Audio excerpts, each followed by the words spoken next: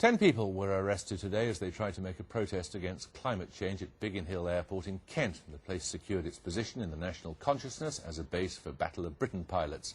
Now it's used for private planes, which campaigners, in what they claim is a battle for the future of the planet, say are the most wasteful way of travelling of all. Our correspondent Paul Mason spent the day with them. This is how you do illegal direct action. A group from the Heathrow climate camp arrives at Biggin Hill Airport, only not for a pleasure flight. That one, my friend.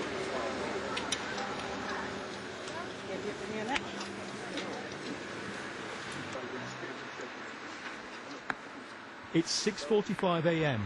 In a period of heightened security, protesters control the main gate of a British airport. There are no police in sight. Early visitors become frustrated. So what's your response to this demonstration here today? I think it's ridiculous. I think it's ridiculous. I think it's totally out of order. Do you work here? Yeah, I'm a chauffeur here. And these people are stopping you doing your work, presumably? Absolutely. Why should they do that? As 3 police cars pass the scene without stopping, there is plenty of time to ask them. We would like less carbon emission, and that means less planes in the sky, no more airport expansion. We'd like the world to last more than the next 200 years. But why do it this way? Why do you have to cause disruption?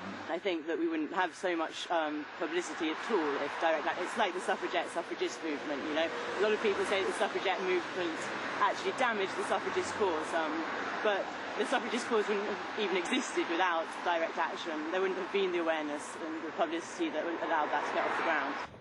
We want to see a way of thinking which actually you have collective responsibility over our planet, and that you don't say, well, you know, I'm rich, I can go and fly away somewhere else, it's okay.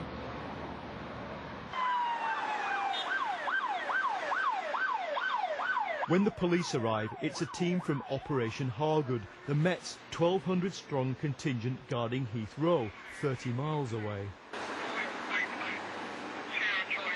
And is this just going to be for today or for several days? Or?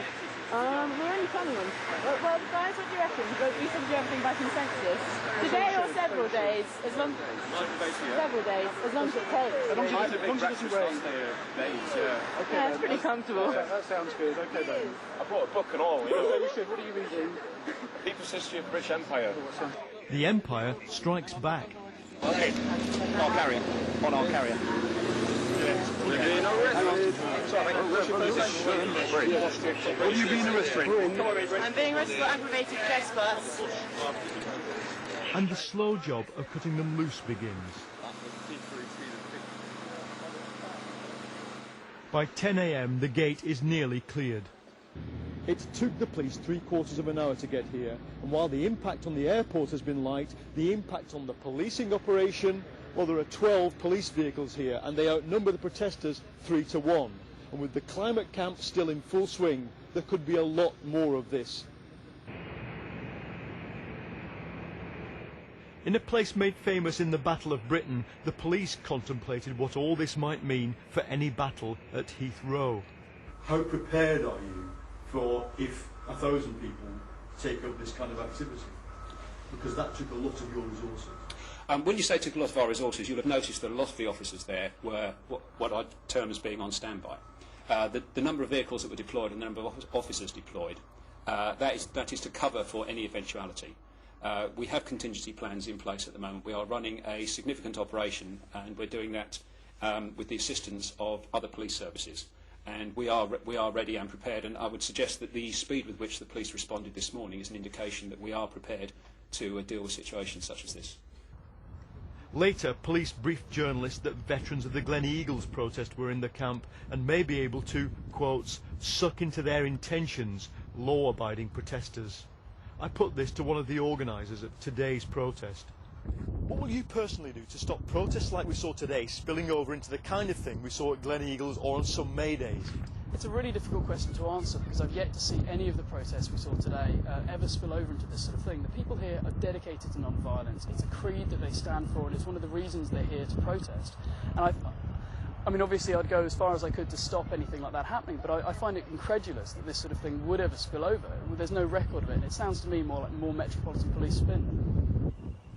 The people arrested at the lock-on are tonight in custody. They were intent on illegality, not on violence.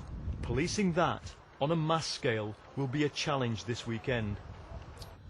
Well, today's climate change campaigners see themselves as the heirs to a proud tradition of dissent and direct action, derided, ignored or suppressed at the time, but later vindicated by history.